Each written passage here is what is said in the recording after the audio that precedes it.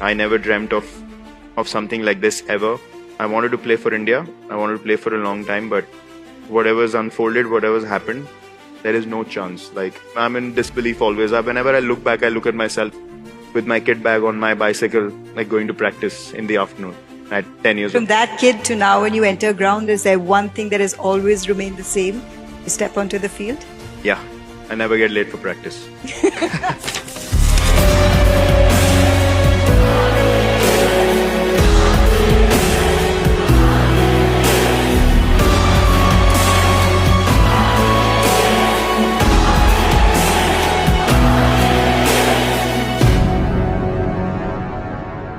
Leading a nation, especially like India, it came to you at a time when you were already at the peak of your own prowess when it comes to batsmanship and performance.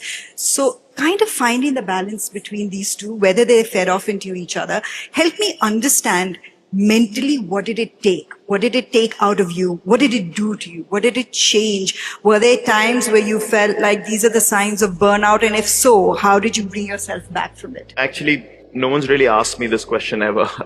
Because interestingly, I ended up being in a place where I became the focal point of our batting unit, and then I became the focal point of leadership. I didn't realize how much of load both those things will present in my daily life, to be honest. But because I was so driven and motivated to just make sure that Indian cricket stays on top, I didn't really pay attention to it.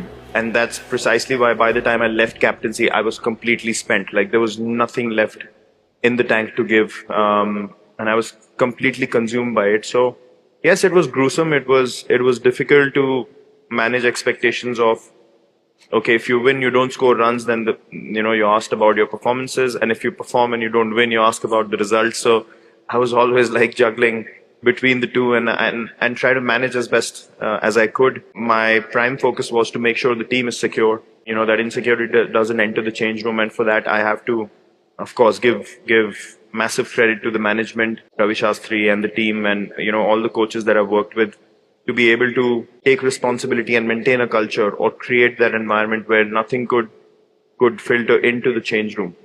Once that door is shut, the outside noise goes away. I will defend the team with all my might and with everything I have in front of the world. And behind that door, I'll be brutally honest, because we want to improve. So you don't really go out there and start, throwing people under the bus. You don't do that. You take the hits. That's why you're being given leadership. And you come back and you lay down the expectations and give responsibility and ownership to each one to kind of, grow into their roles. So I was enjoying all